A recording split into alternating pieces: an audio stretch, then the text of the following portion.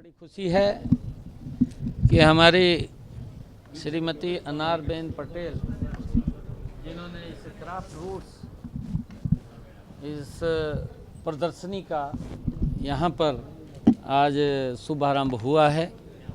जो हमारे हस्तशिल्पी हैं उन हस्तशिल्पियों की जो कला है वो कला का प्रदर्शन आज इस एक छत के नीचे से वो हो रहा है।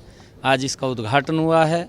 मैं इसके लिए अपनी बहन अनारबेन पटेल जी को और इनकी पूरी टीम को मैं बहुत बहुत बधाई और शुभकामनाएं देता हूं कि आज मुझे यहां आने का अवसर मिला है। विभिन्न प्रकार की यहां पर सांस्कृतिक कला और हमारी हैंडमेडेड कला उसका प्रदर्शन इस के नीचे हो रहा है और हमारे पूरे देश से अलग अलग राज्यों से यहाँ पर कलाकार आ रहे हैं जिन्होंने अपने क्षेत्र के अंदर एक महारत हासिल की हुई है और वो हाथ में निपुण हैं। और इन्होंने इस संस्था के माध्यम से 75,000 लोगों को कौशल में निपुण करके उनको पैरों पे खड़ा करने का जो काम किया है वो स्वागत योग्य है। मैं इनको बहुत बहुत बधाई देता हूँ। हरियाणा के अंदर सरस मेला भी चल रहा है, आगे सूरजकुंड मेला भी है, हैंडक्राफ्ट मेला ही है। हस्तशिल्प को बढ़ाने के लिए हरियाणा सरकार कैसे? बिल्कुल लगातार हम उसके अंदर काम कर रहे हैं। मैंने अभी जिक्र भी उसका किया है कि हम इसको बढ़ाने के लिए हम हरियाणा के अंदर भी जो हमारी परंपरागत चीज़ें हैं उन परंपरागत चीज़ों को हमारे हस्तशिल्पी उनको आगे बढ़ाने का, उनको जीवंत रखने का काम करते हैं। हमारे बड़े कार्यक्रम जो हरियाणा के अंदर होते हैं, चाहे वो सूरजकुंड का मेला हो, उसके अंदर पूरे देश विदेश से लोग आकर के हस्तशिल्पी वहाँ पर आकर के अपनी अपनी प्रदर्शनी के माध्यम से वो लगाने का काम करते हैं। और इसी प्रकार से जो कुरुक्षेत्र के अंदर सरस मेला चल रहा है जो लगातार 28 तारीख से लेकर के वो 15-16 तारीख तक वो वहाँ पर रहता है, उसके बीच के अंदर भी पूरे देश से लोग आकर के उसमें अपनी प्रदर्शनी लगाते हैं और अपने अपने कार्यों को वो लोगों के बीच में प्रदर्शित करने का काम करते हैं। मैं सभी को बधाई भी देता हूं और इसका बड़ा लाभ मिलता है क्योंकि हमारी पारंपरिक, हमारी प्राचीनतम जो संस्कृति है उसको हाथों में संजोए हुए हमारे ये हस्तशिल्पी वो रखते हैं, जिसके ऊपर हमें गर्व भी होता है और गौरव भी होता है कि हमारी वो संस्कृति है। मैं उनको बहुत बधाई देता हूँ, शुभकामनाएं। एक देश एक चुनाव का कितना फायदा रहेगा देश? देखिए, एक देश एक चुनाव जो आदरणीय प्रधानमंत्री नरेंद्र मोदी जी का जो विजन है वो स्वागत योग्य है। मैं उसका स्वागत करता हूँ क्योंकि बहुत सारे खर्चे लगातार हम 5 वर्ष के अंदर हम 5 वर्ष के अंदर लगातार चुनाव के अंदर ही फंसे रहते थे। कभी पंचायत का चुनाव है, कभी नगरपालिका का चुनाव है, कभी विधानसभा का चुनाव है, कभी लोकसभा का चुनाव है। इन्हीं चुनाव के अंदर हम लगे रहते थे। पैसा बहुत ज़्यादा खर्च होता था और पैसा तो खर्च होता था परंतु पैसे के साथ साथ ज़्यादा समय का भी वेस्टेज होता था। हम विकास उस गति से नहीं कर पाते थे जिस गति से देश के अंदर हम विकास करना चाहते हैं, देश को आगे बढ़ाना चाहते हैं। क्योंकि आचार संहिता लग जाती थी, आचार संहिता के कारण विकास कार्य ठप हो जाते थे, रुक जाते थे, उस गति से विकास नहीं होता था। जो आदरणीय प्रधानमंत्री जी ने ये निर्णय किया है ये स्वागत योग्य है और इसका मैं स्वागत करता हूँ।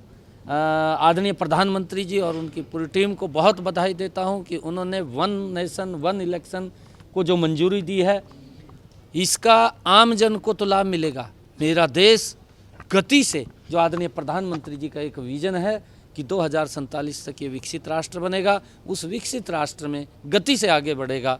ये मैं आदरणीय प्रधानमंत्री जी को बहुत बधाई देता हूँ। हमारी पूर्ण तैयारी है, हमारी पूर्ण तैयारी है। जहाँ जहाँ सिंबल पे हम लड़ते हैं वहाँ सिंबल पे लड़ेंगे, जहाँ पर हम सिंबल पे नहीं लड़ते वहाँ सिंबल पे नहीं लड़ेंगे। वो हमारा पार्टी बैठ करके तय करती है कि कहाँ हमने सिंबल पर लड़ना है, कहाँ सिंबल पर नहीं लड़ना है।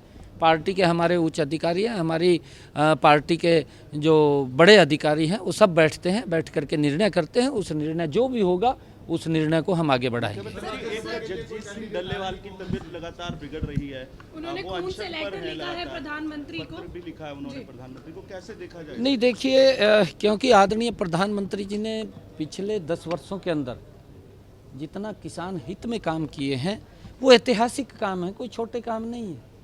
और क्योंकि उनकी भी पीड़ा जायज़ है कि हम ये बात कहना चाहते हैं कि सभी सरकारों ने, क्योंकि पंजाब के अंदर भी सरकार है, कांग्रेस की भी सरकारें हैं, कांग्रेस की सरकारें भी ये निर्णय करें कि हम किसानों को मजबूत करें।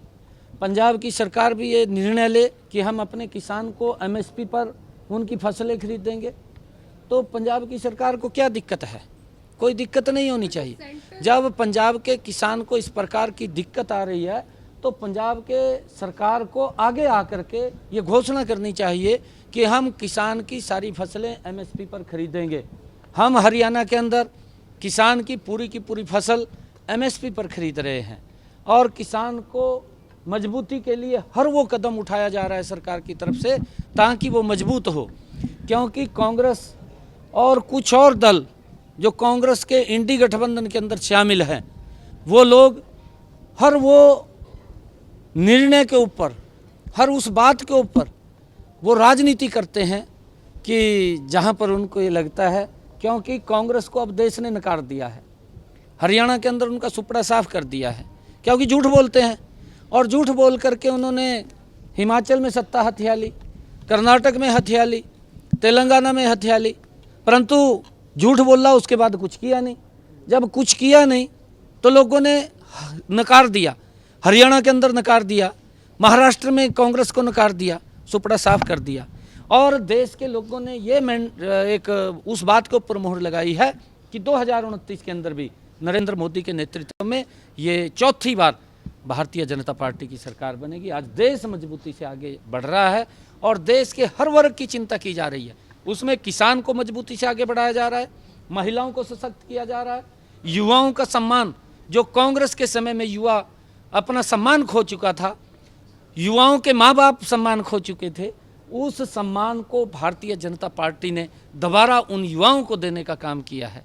गरीब को सशक्त और मजबूत करने का काम इन्हीं 10 वर्षों के अंदर हमारी सरकार ने किया है। युवाओं की बात की, सीईटी आपने कहा था कि 31 दिसंबर से पहले करा देंगे, कुछ मसौदा है? नहीं, वो प्रक्रियाएं चल रही हैं, वो प्रक्रियाएं चल रही हैं। देखिए, उसके अंदर ऐसा नहीं है, जो हमने बात कही है उस बात को पूरा करेंगे, परंतु कहीं उसकी व्यवस्था भी है, उसकी व्यवस्था को लेकर कहीं जो भी उसके अंदर विषय हैं उन विषयों को लेकर के उसको आगे बढ़ाएंगे। सर, एक सवाल, पंजाब के मुख्यमंत्री कह रहे हैं सर, एक देश एक चुनाव से क्षेत्रीय पार्टियों को नुकसान होगा।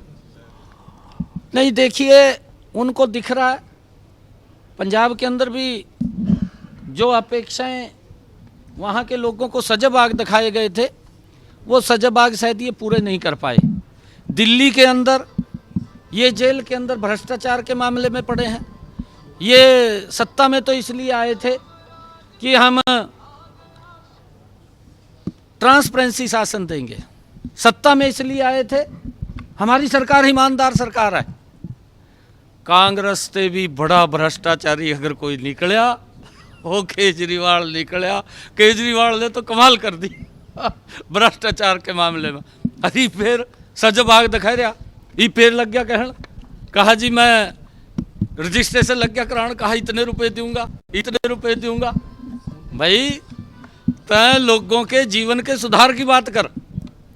जो आपने वहां कहा था कि मैं पानी दूंगा, स्वच्छ पानी दे, इसने ये कहा था कि मैं यमुना को स्वच्छ करूंगा, उसको निर्मल कर, उसको स्वच्छ कर।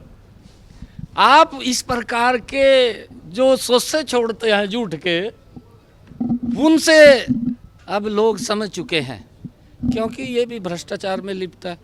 अब तो लोग दिल्ली का इंतजार कर रहे हैं चुनाव का, भी किस दिन चुनाव होगा, और केजरीवाल का ये नहीं पता लगेगा कि क्या कहा सुपड़ा साफ करने वाले हैं उनका।